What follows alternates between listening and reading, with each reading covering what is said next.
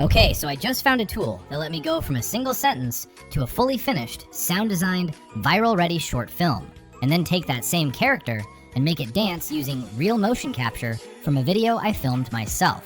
No editing software open, no separate apps for the video, the image, the voice, the upscale, one place, start to finish.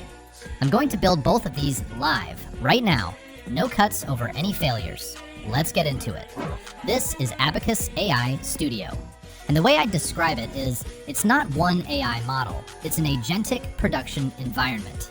What that means practically is, you're not generating a single image or a single clip and then stopping to go edit it somewhere else. You direct an entire workflow in plain language, and Studio carries the work forward for you on its own. Idea becomes an image, that image becomes an edit, that edit becomes a moving video, and that video gets upscaled into something polished. It's less a generator, more a production partner that takes something from a rough concept all the way to a finished creative asset. If you want to follow along, the link's in the description. Before I even start prompting, look at this. This is the model picker inside Abacus AI Studio.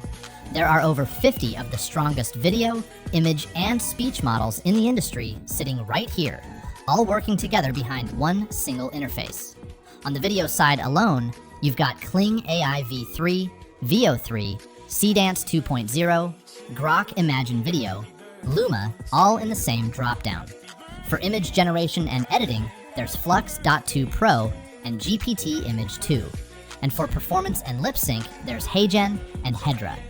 I'm not going to use all of these today, but I want you to actually see the depth here, because this is the entire point. You're not locked into one model's strengths or weaknesses. You pick whichever one fits the shot. First demo, a short, comic-style story built to actually work on a For You page, not a trailer, an actual finished short. I'm typing one prompt live. A delivery robot caught in a rainstorm discovers it's afraid of thunder. That's the entire brief I'm giving it. One line. From here, Abacus AI Studio is going to carry this into a finished short with its own mood, its own pacing, sound design, and an actual ending, not just a single generated clip. Alright, it's rendering. I'm running this first pass on Kling AI V3, which is one of the stronger models here for character consistency and motion. And there it is. That's the character, that's the rain, that's the mood. Straight off one sentence. No storyboard, no reference images, nothing pre-built. This is a real first pass generation. And honestly, the pacing already feels closer than I expected for a first try. Now here's the part I actually like the most. I don't have to throw this out and start over if something's slightly off. I can just talk to it, the same way I'd talk to an editor. I'm telling it to darken the lighting and add a beat of stillness right before the thunder actually hits. And watch, it updates the existing scene instead of regenerating everything from zero. That's a genuinely different experience than a normal prompt and pray generator. This stops feeling like I'm gambling on outputs and starts feeling like I'm actually directing something. Second thing I wanted to try, motion transfer. I'm generating a brand new character from a prompt first, and then I'm feeding in a short video of actual movement. This can be me or any source clip, and Studio maps that real motion onto the generated character while keeping it looking consistent the whole way through. So this character never existed. This movement is real, and Abacus AI Studio is fusing the two together.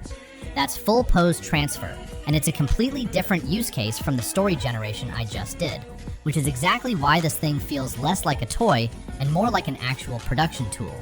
Back to the story short for the final layers, sound and voice. I'm adding Hedra for the performance and voice layer here, and letting Abacus AI Studio lay in sound design automatically underneath it. Then text overlays, timed to the actual pacing of the cut. So this comes out built for short form from the very start, not something I'd have to pull into a separate editor and recut later. Last step before this is done, polish. I'm running the final cut through Topaz Upscaler, so whatever came out of that rough first pass generation